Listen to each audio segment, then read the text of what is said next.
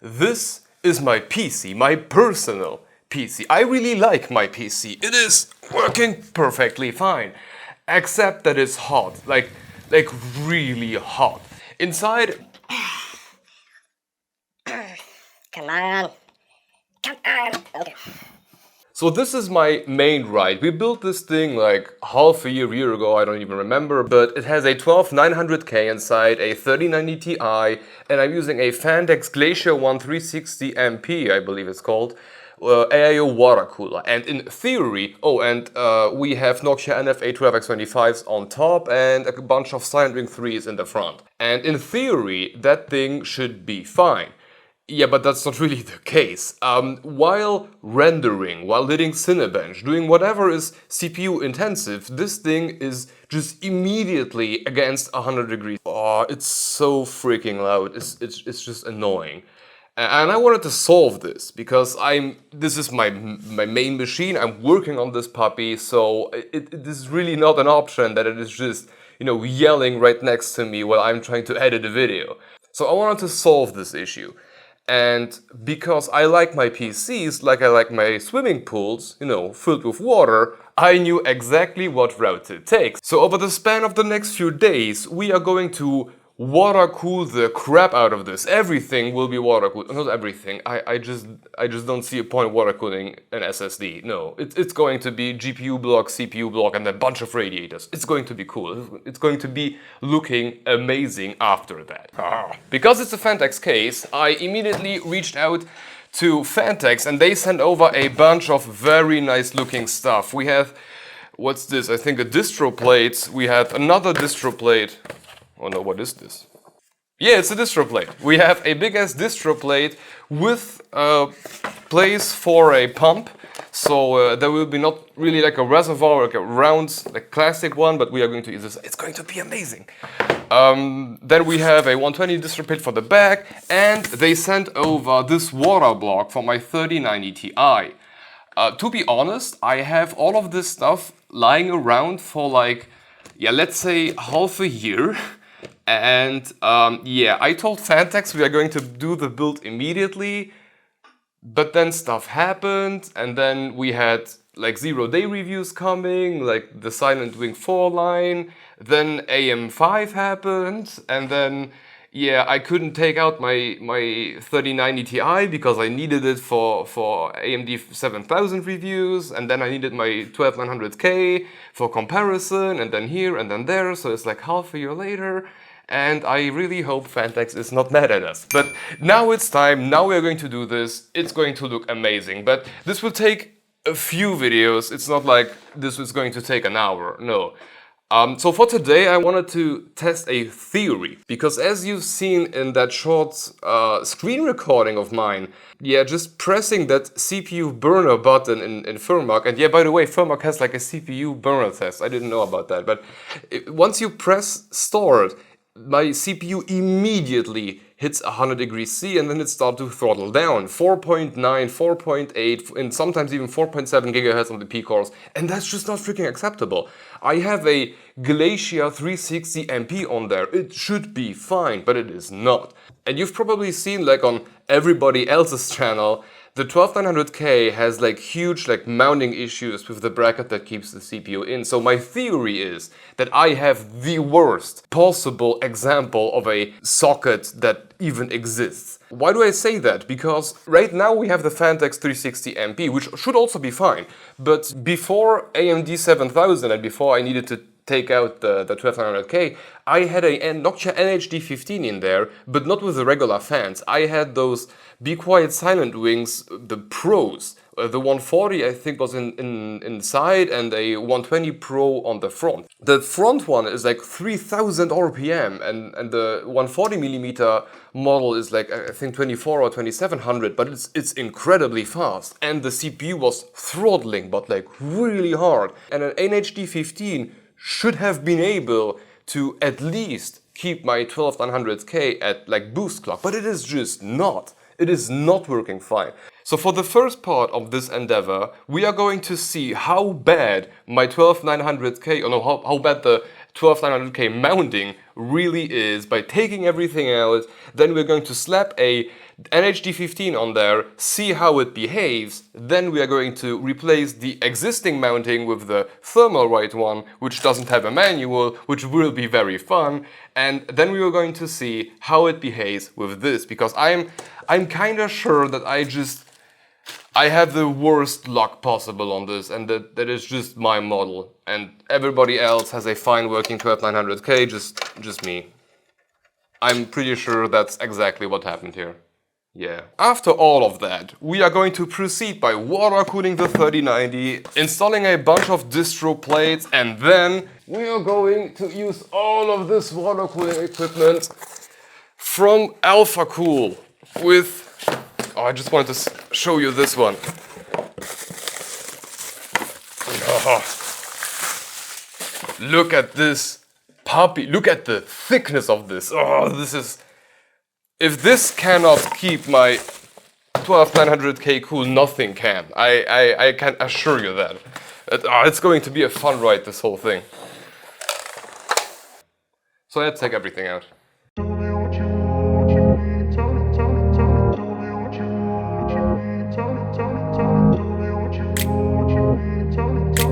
Oh yeah, and before we begin, a bit of motivational juice. Yeah, it's 7 o'clock in the morning here. I need some motivation.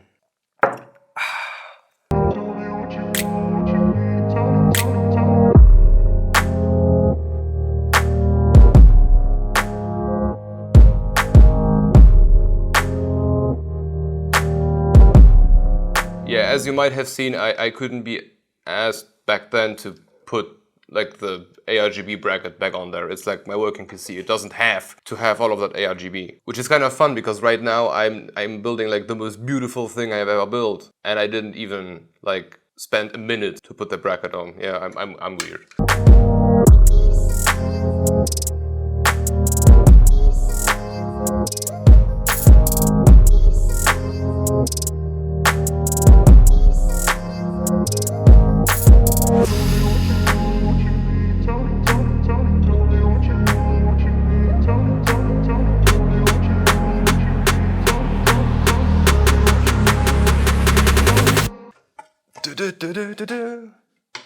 I love building in this case. It's such... look at my fingers. Well, at the very least we know that inside the Evolve X the filter is working fine, but this is disgusting. I should have really cleaned this more often.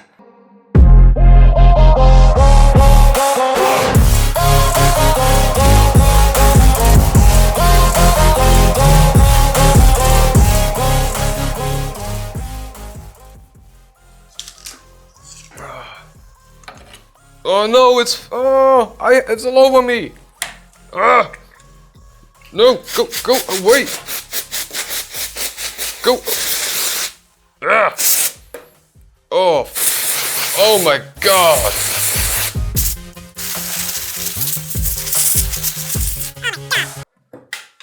This doesn't need cleaning, this needs an exorcism.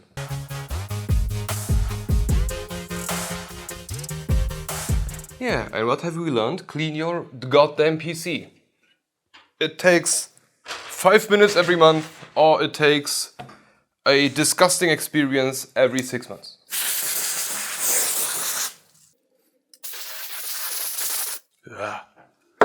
Okay, next part.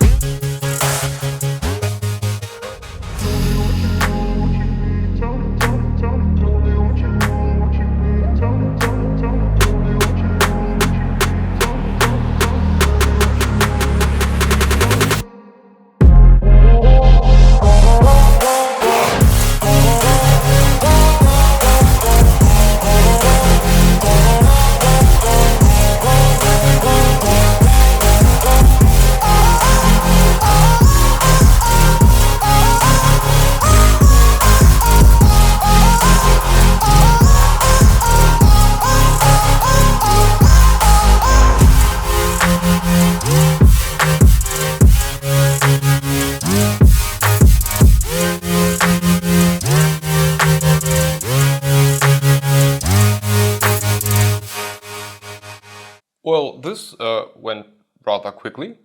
Nice. Okay, the PC is running again, and I will be showing you a screen recording because filming the monitor would be... no, I don't want to do that. But we are back running again. The CPU is behaving somewhat like it usually does. I have that whole Asus AI overclocking thing enabled, and usually it tried to boost to like 5.1 gigahertz. Sometimes it managed to do like 5.2 for a whole half second, which, yeah, good job. And yeah, let's just run that CPU burner thing and see what happens.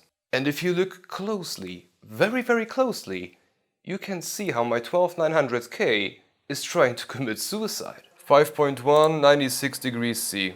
Well, it doesn't look that bad, to be honest. It looked way worse inside the case. So okay, but still, yeah, we are hitting 100 degrees C there. Yeah, give it a second. At this point, we are thermal throttling. That's for sure. 5.1 still. Let's give it a second. Yeah, 5.0. Usually within, like, during renders for a longer time, it just went down to like 4.8, 4.7 at some point, and then it stayed there, which is just unacceptable. I didn't pay that much for like half the performance. Forget about that one. Yeah, we have one core on 5. Yeah, it's switching, but we are hitting 100 degrees C, and it is barely keeping up with like 5.1. It's more like on 5.0 and 3.8 on the E-cores, but no, this is not acceptable, like, at all. I didn't pay that much to get this crap. No. Let's stop all of this, shut this puppy down, and put in the Thermalright bracket, which doesn't come with a manual. Ah, this is going to be great. Okay, so at this point we are, I guess, somewhat ready. I did a bit of homework, or I tried to do some homework, and I took the box that they provided the bracket in, and then we have a QR code. And although it says like authenticity tag, I don't know, but yeah, they glued this one like on top of it, so my phone was unable to scan the QR code, which was already amazing. I pried it off, and yeah, the QR code is really pointing to what it says. It's just to check its authenticity, and yeah, I don't care about that. But I found something else. In the back, it has a manual. It has a 4-step manual, which is also covered by more stickers, which... yeah, okay, now it's a 3-picture manual, but essentially it shows you with a bunch of triangles where you should put it. And yeah, I knew that beforehand. I have no idea how much torque I need to put on those screws. I'm just going to go through it and hope that I don't kill my CPU. Otherwise I have a really big issue.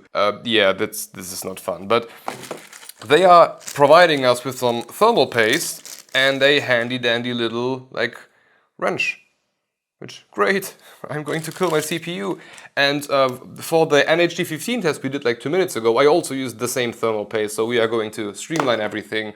And yeah, let's just hope. But before I'm taking out my original socket, or like the mounting thingy, the retention bracket, now I got the word. I'm going to trust everybody's favorite farmer when he says to let the CPU in the socket just for protection of the pins beneath it. Otherwise, it's very, very common to break. Oh, this is really not that... yeah, but this way I can like feel how much torque I need to put in. A bit, but like it's... yeah, okay. So now I essentially know how much torque I need. I mean, plus minus. This is really not scientific. Nothing about this feels right. And if I say nothing, I mean nothing. Oh my god, this feels horrible. Okay, original bracket out. Oh, they don't have screws.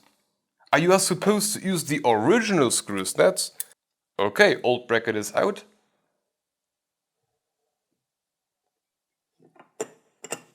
Well, you can say what you want, but this looks really nice.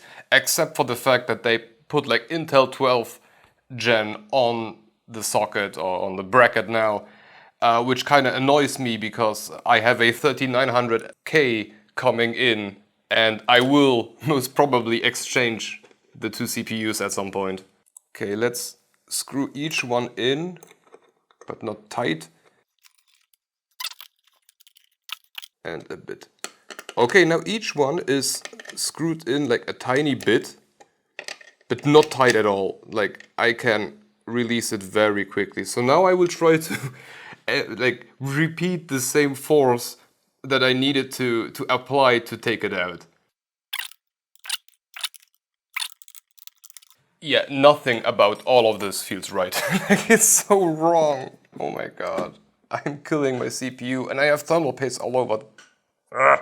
When preparing for this whole endeavor here, I tried to get like a torque screwdriver. Like you have them for, like, for example, car tires and all of that kind of stuff. But it was like really hard to find anything that even remotely works with like points something Newton meter. Is this like an American thing? How do you measure torque? Anyway, it was basically impossible to find anything that is able to be as precise to do this, because with the thermal grizzly brackets you need like 0.7 Newton meter, whatever it is pronounced in English, but I did not find anything even remotely payable with that amount of precision. So yeah, I try to do it this way. At least it looks very nice. Maybe we will now be having like a very nice looking broken motherboard, which it's something. It's going to be so funny if we finish all of this and it did nothing. That will destroy me. Yeah, it might now redo a bunch of stuff because I took out the CPU. That's a possibility. No image yet. Green on boot. Yeah! I didn't kill it! I didn't kill it! Yeah, new CPU installed. Yeah, now I need to redo everything. But the nice part is we are doing basically nothing. Just XMP profile 1, yeah, that's okay. Okay, now we can have a look at the temperatures. Oh, I didn't kill it! Nice! Okay, so we finished everything. And a few things. First, I needed to manually OC the whole thing because for some reason Asus AI Overclock now believes the NHD15 does not have the same cooling capacity as the NHD15 I was using 10 minutes ago for some freaking reason. So I manually OC'd the 12900K to 5.1 GHz on the P cores and 3.8 on the E cores, which was also the somewhat limit what it would do with the manual or the Asus AI OC, whatever. But from that it was hitting like 250 watts and then it started the thermal throttle. And as you see now, it hits 250 watts and it kind of starts to thermal throttle. Like, it's not going that much down. Before we had way more force all over the place. Now it's more like 5.1, almost stable, almost, but sometimes it falls below. We are still hitting 100 degrees C. So, I mean, this is an improvement. Don't get me wrong, it's just not much of an improvement. I don't know, maybe we are looking at 2-3% improvement, just like by trying to eye measure how much those are fluctuating here. Okay. Yeah, I expected it to be a bit better, it just isn't. Maybe 1 or 2% just because the numbers are more 5s than they were 4s before. Well, this was a fail. I mean, not necessarily. It seems to me, and I'm doing this now for like 20-30 minutes now, and it seems to me like the CPU is a bit more stable, but just not a lot. Yeah. Yeah, maybe I just hope for a bit more cooling. I mean, yeah, maybe it was a bit more stable. I don't know. Hardly measurable at best. Maybe 2%, maybe 3%, who knows? But it really wasn't like the big revelation that I hoped it to be. I mean, Der Bauer had sometimes like real differences in there. Mine is maybe a bit more stable, maybe not. I have no clue. But yeah, that's really where we're at. But okay, that was kind of the, where is the box? The Thermalright bending correct frame. If I didn't put up the exact amount of pressure, then yeah, I'm sorry, but you should have at least like written it on the box. It doesn't say anything except for how to orient it. That's all. And that really doesn't help me a lot. So no. And this was then about it for the first episode of water cooling the crap out of my editing rig. I mean, in the very least, I didn't kill my CPU and my board. So I'm happy. It's at least that. And the bracket looks nice. Although when I'm done like water cooling it, you won't be able to see it, so who cares? But still, I didn't kill my CPU. It was a good start. For today, this was it. We will continue, of course, with the next episode with all of this here, because with the beautiful white radiator, it's amazing. It's going to be amazing. I think for the next episode, we'll start to prepare the case, put all the radiators in, the fans in, and then we'll start to water cool like the GPU and the CPU and all of the distro plates. I have never worked with distro plates before. This is going to be a fun one. But yeah, thank you for watching and hope to see you on the next episode. But if you want to continue watching, have a look at our attempt to cool down a 7950X. Fun fact, it's basically an Arctic liquid freezer for 20 or it's nothing. It's a really fun ride. Hope to see you in the next one. Bye bye.